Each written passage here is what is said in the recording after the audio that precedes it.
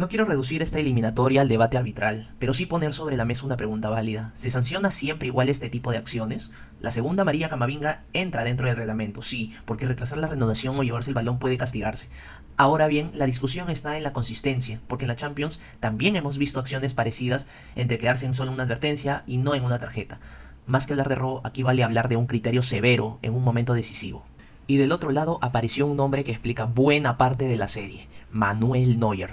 En la ida en el Bernabéu recordó porque ha sido uno de los arqueros más grandes de esta era, también en la vuelta tuvo una participación importante. En estos dos partidos sacó una mano durísima ante Mbappé, le ganó un duelo clarísimo a Vinicius y volvió a reaccionar con otra estirada de reflejos cuando el Madrid empujaba. Fueron 9 paradas, una actuación de veterano monumental. Y no estamos hablando de cualquier portero, hablamos de un arquero que en el 2014 estuvo entre los 3 finalistas del Balón de Oro junto a Cristiano Ronaldo y Lionel Messi. Y terminó tercero en esta nominación al Balón de Oro. Por eso, aunque en la vuelta regaló el primer gol a los 34 segundos, su figura sigue pesando muchísimo en la lectura completa de la eliminatoria.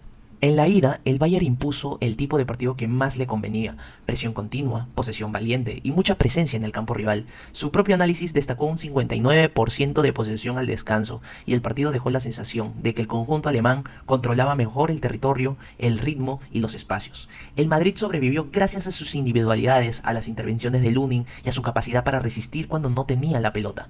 Pero además hubo un detalle táctico muy importante: la banda de Álvaro Carreras sufrió muchísimo contra Michael Olise. El análisis de Sky Sports describe que Carreras quedó muchas veces expuesto y que el Bayern insistió veces con pase, reflejando hasta que el punto en ese sector fue uno de los focos del plan bárbaro. La sensación que dejó ese primer partido fue clara: más que un simple duelo individual, ahí había un desajuste estructural que el Madrid no estaba corrigiendo bien. Y eso ayuda a entender la vuelta. Arbeloa sí tocó el 11. No repitió el equipo inicial. Tchouaméni no pudo jugar por suspensión de tarjetas amarillas en la ida, y además el técnico dejó fuera a Huijsen y a Carreras para dar entrada a Bellingham, Militao y Mendy. El mensaje de esos dos cambios era bastante claro, ¿no? El Madrid necesitaba más experiencia, más físico, más agresividad en las transiciones y menos exposición defensiva en los costados. No fue solo un ajuste obligado por la baja de Tchouaméni, también fue una corrección táctica basada en lo que había pasado en el primer partido. Con esas modificaciones, el Madrid se convirtió en un equipo mucho más peligroso para atacar errores y espacios. Ganó fuerza para disputar segundas jugadas, más capacidad para presionar pérdidas y más energía para correr hacia adelante. Y ahí apareció una de las figuras decisivas, Arda Güler. Fue importantísimo no solo por los 2 goles, incluido el primero en el minuto inicial, sino porque fue el jugador que mejor interpretó dónde hacer daño. Atacó errores, recibió entre líneas y castigó cada espacio que el Bayern dejaba cuando se lanzaba hacia adelante. Güler fue en muchos momentos la gran chispa ofensiva del Madrid y el futbolista que le cambió por completo al tono a la vuelta. Pero si Güler representa la rebeldía ofensiva del Madrid, Luis Díaz representa la jerarquía competitiva del Bayern. Ya había sido decisivo en la ida marcando en el Bernabéu, y en la vuelta volvió a demostrar que está haciendo una Champions notable, al aparecer otra vez en el momento más pesado del partido, el tramo final, cuando la eliminatoria exigía temple, lectura y personalidad. Su gol en el minuto 89 no fue solo un tanto más, fue la aparición de un jugador que está mostrando que puede decidir partidos grandes de verdad, en escenarios grandes y bajo máxima presión. Eso también dice mucho del Bayern. Cuando el partido se volvió una prueba de carácter, apareció uno de sus hombres más determinantes. Del lado del Bayern, Kompany prácticamente mantuvo la base del 11 de la ida. Esto también es una señal fuerte. Sintió que su plan ya estaba funcionando y prefirió insistir antes que corregir. Sostuvo el bloque central del equipo y volvió a apostar por la misma idea: presión, amplitud, circulación rápida y ataques insistentes por fuera para empujar al Madrid hacia atrás. Mientras Arbeloa cambió piezas para modificar el partido, Kompany apostó por darle continuidad a la fórmula que ya le había dado control y ventaja en la eliminatoria. Por eso, la vuelta tuvo un guión distinto. El Madrid fue mucho más dañino arriba y por eso se puso 0-1 muy rápido, luego de 1-2 con la falta de Güler y 2-3 con Mbappé antes del descanso. Pero esa mejor ofensiva no vino acompañada de control. Tras el descanso, el Bayern volvió a arrastrar el partido hacia donde más le convenía: más balón, más corners, más presencia sostenida cerca del área rival. Terminó la noche con 68.5% de posesión, 21 remates contra 12 del Real Madrid y 9 corners contra 2. Una diferencia que ayuda a explicar por qué, pese al golpe ofensivo del Madrid, el partido seguía respirando al ritmo que más convenía al Bayern. Por ende, la ida la dominó el Bayern desde la estructura, la vuelta la agitó el Madrid desde el golpe, la transición y el talento de Güler, pero el Bayern siguió mandando en el mapa general de la eliminatoria y terminó encontrando en Luis Díaz y a otros jugadores que aparecen cuando el partido pesa de verdad. Y en una serie de 180 minutos esa diferencia pesa muchísimo. Bueno, podemos hablar también de Harry Kane. Fue decisivo, pero no solo por marcar. En la ida hizo gol y participó en la acción del 1-0 de Luis Díaz. En la vuelta volvió a marcar, alcanzó los 50 goles del club de la temporada y además fue referencia para fijar centrales, descargar y sostener al equipo cuando el partido era una locura. Incluso la acción previa a la segunda amarilla de Camavinga nace una falta sobre Kane. No fue solo un finalizador, fue el ancla competitiva del Bayern. Y qué hablar de Michael Olise, me parece uno de los hombres más importantes de toda la eliminatoria. En la ida asistió a Kane, en la vuelta fue elegido jugador del partido por la UEFA y cerró la clasificación con el 4-3. Pero más allá del gol, fue una fuente constante de equilibrio, el jugador que más veces obligó al Madrid a retroceder y a protegerse cerca de su área. Su lectura de cuándo conducir, cuándo pausar y cuándo acelerar marcó el tono ofensivo del Bayern. Y también quiero hablar de Joshua Kimmich, un gran mediocampista, nombre para destacar aunque no hubiese marcado, porque en la vuelta pone el córner del 1-1 de Pavlovic y fue uno de los que dio orden al segundo tiempo, cuando el partido pedía menos vértigo y más cabeza. Entonces Kimmich fue el termostato del Bayern cuando el partido se desordenaba, él lo volvía a meter en un cauce reconocible.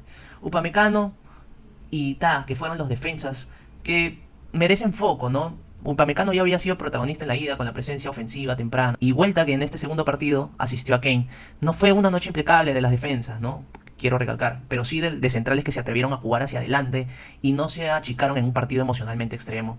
Ta, además, sostuvo muchos duelos directos con Mbappé y Vinicius cuando el Bayern quedaba expuesto. Luis Díaz, por ejemplo, sí marcó en ambos partidos, pero lo importante para el análisis es otra cosa, ¿no? Que fue el jugador que más castigó la transición defensiva del Madrid. En la ida abrió el marcador atacando el espacio, en la vuelta metió el 3-3, en el 89 justo después de la expulsión. Su eliminatoria resume muy bien lo que fue el Bayern: velocidad, decisión, frialdad en los momentos críticos. Y ojo con Musiala y Alphonso Davies desde el banco. Davies entró en el descanso y Musiala al 61, y la asistencia del 3-3 fue de Musiala. Ahí también ganó Kompany, su banquillo, sí cambió la eliminatoria en vivo, ¿no?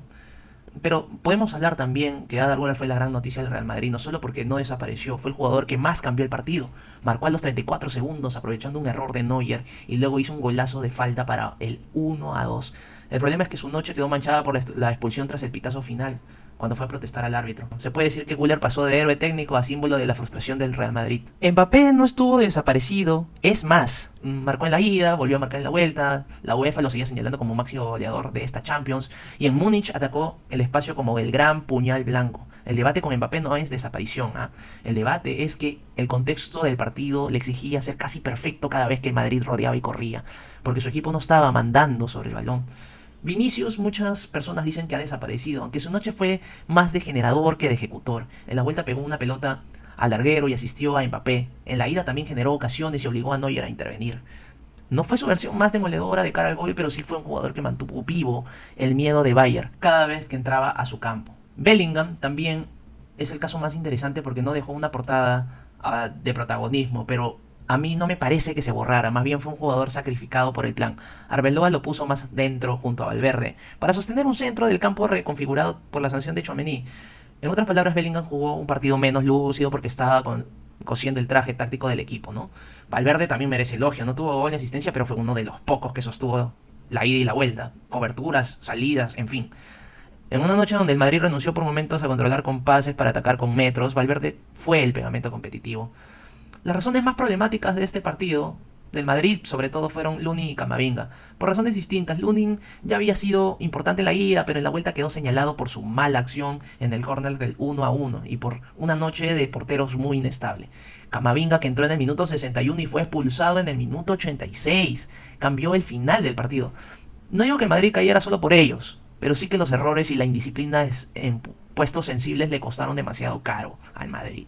Con respecto a los entrenadores, Arbeloa acertó en el plan inicial de la vuelta. Sin Tchouaméni por sanción y con una plantilla tocada, eligió a Valverde y Bellingham por dentro y adelantó a Güler como lanzador para activar a Vinicius y Mbappé. El propio análisis explica que buscó un plan de contraataque porque el contexto de plantilla y la necesidad de remontar empujaban hacia ahí. Resultado, 3 goles en el primer tiempo y la sensación real de que la remontada estaba viva. Esa decisión me parece acertada. Donde sí lo cuestiono a Arbeloa es en la gestión del partido cuando el Madrid se pone 2-3. Su equipo siguió amenazando, sí, pero nunca logró enfriar el encuentro ni sostener posesiones más largas. Quedó demasiado partido para un Bayern que vivía mejor en la insistencia. Mi lectura es que Arbeloa preparó muy bien el golpe inicial, pero no encontró un segundo plan para dominar el juego cuando ya lo tenía a favor. Eso no invalida el buen planteamiento del arranque, pero sí limita su nota final. Por otro lado, Vincent Kompany sale muy reforzado de la eliminatoria. En la ida su Bayern fue muy valiente en el Bernabéu. defendió hacia adelante, generó más de una ocasión para ampliar el marcador. En la vuelta, lo más destacable no solo que remontó 3 veces, sino que su equipo no se descompuso. Él mismo dijo que tuvieron mucha posesión y que siempre sintieron que podían marcar. Sus cambios también pesaron. Davis al descanso, Musial en la segunda parte, y ambos ayudaron a inclinar el tramo final.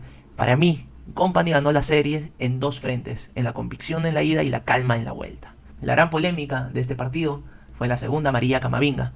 Arbeloa la calificó de inexplicable e injusta, Bellingham la llamó una broma. Pero si vamos al reglamento, la ley 12 de IFAB es bastante clara. Retrasar la reanudación, incluyendo llevarse el balón tras una falta, es amonestación. Y como todos vimos, tras la falta sobre Kane, Camavinga se llevó la pelota en brazos y la soltó delante del árbitro, por lo que el medio concluyó que actuó bajo el reglamento. Mi opinión sería que reglamentariamente la expulsión es defendible, emocionalmente es un final durísimo y anticlimático. Yo no diría robo, diría decisión severa, pero sostenible con la regla en la mano. En cambio sí entiendo la queja madridista por la gestión del contexto en cambios de este nivel. Cuando una acción menor termina decidiendo el cierre de la serie, el ruido es inevitable. Ahora bien, una cosa es decir que la roja condiciona el desenlace y otra afirmar que el Bayern no la necesitaba. Bayern ya había ganado en la ida y en la vuelta había acumulado mucha más posesión, más corners, más insistencia ofensiva antes del minuto 89. La roja de Güler al final me parece bastante más difícil de discutir, porque cadenas televisivas coinciden en que fue expulsado por ir a protestar a los árbitros tras el pitazo. Según la ley 12, la protesta por palabra o acción es amonestable, y una segunda amarilla acaba en expulsión. Ahí tengo poca defensa posible para el Madrid. Es pura pérdida de control, en realidad. Hubo gente que me preguntó si hubieron estrellas desaparecidas, y yo pienso que no desaparecieron las estrellas ofensivas, desapareció la serenidad competitiva del Madrid. Antes de seguir, quiero pedirte un favor súper importante. Si te está gustando este contenido, suscríbete al canal y apóyame. Es gratis. De verdad, tu suscripción me ayuda muchísimo, me motiva a seguir creando más contenido y a traerte más análisis, más opinión y más episodios como este. Así que si te gusta este proyecto de Sumergidos, suscríbete ahora y sé parte de esta comunidad. Mbappé marcó en la ida y en la vuelta. Vinicius asistió y pegó un balón al travesaño de Múnich. Güler hizo 2 golazos. El primero fue por error del arquero y el segundo fue un tremendo tiro libre. Kane volvió a ser decisivo, Olise fue elegido mejor jugador. Si buscas una estrella desaparecida, la más cercana sería Bellingham, ¿no? En términos de foco mediático, pero más por el rol que por ausencia real. Por lo que yo diría, en esta eliminatoria no desaparecieron los cracks. Desapareció el orden defensivo en algunos momentos y la cabeza del Madrid en el cierre. Entre los errores de Neuer y Ludin, el córner mal defendido, la falta de control tras el 2-3 y las expulsiones, y ahí estuvo el verdadero nudo del partido. El duelo de porteros es un tema buenísimo. Neuer fue el héroe en la ida con 9 paradas y el premio al mejor jugador, pero en la vuelta regala el 0-1 a los 34 segundos y luego no está fino en la falta de Güler. Ludin por su parte también queda marcado en el 1-1. Es una eliminatoria extraña porque los dos porteros fueron decisivos, pero no siempre para bien. La pelota parada también pesó muchísimo. Pavlovic empata de córner, Güler marca de falta directa y varios tramos de dominio del Bayern se cocinaron desde corners y centros laterales. Pero hay que detenerse un momento en ese tiro libre de Arda Güler, que porque no fue una jugada cualquiera, fue un golpeo de muchísima clase, con rosca, colocación y valentía para pedir la pelota en un escenario enorme. Yo entiendo también que parte de este gol fue que no estuvo tan fino nuestro portero del Bayern Múnich, Manuel Neuer. Pero estamos hablando de un chico turco de 21 años, ¿no? Que ya venía dejando señales de esta personalidad para intentar cosas distintas, incluso desde muy lejos. En esta misma temporada ya había firmado un gol descomunal de 68 metros desde su propio campo contra el Elche, y antes incluso había rozado otro intento lejano, por ejemplo con un disparo de distancia que pegó en el larguero ante Osasuna. No es casualidad, Güler es de esos futbolistas que se atreven a buscar la jugada larga, la ejecución ambiciosa, aunque a veces no le salga, ¿no? Y esta vez sí salió, y salió en una noche de Champions, con un tiro libre realmente elogiable. El Madrid golpeó en transición y también encontró magia en la pelota quieta. El Bayern, en cambio, te hizo daño en estático, con insistencia y volumen. Bayern ganó los 2 partidos. Eso para mí cierra gran parte del debate. Puede haber polémica arbitral, un final amargo, sí, pero cuando un equipo se lleva la ida y la vuelta ante Madrid, normalmente no estamos ante una clasificación inmerecida. Puedo decir al final de todo esto que el Madrid jugó su mejor primer tiempo de la serie en Múnich, pero el Bayern fue el mejor de esta eliminatoria ante el Madrid. Arbeloa acertó en el plan de remontada, Company acertó en la gestión total de los 180 minutos, Mbappé, Vinicius y Güler no se escondieron. Lo que mató al Madrid fue no poder controlar el partido cuando lo tenía, donde quería, y perder la cabeza en el tramo final por parte del Madrid fue lo que sentenció por completo el partido.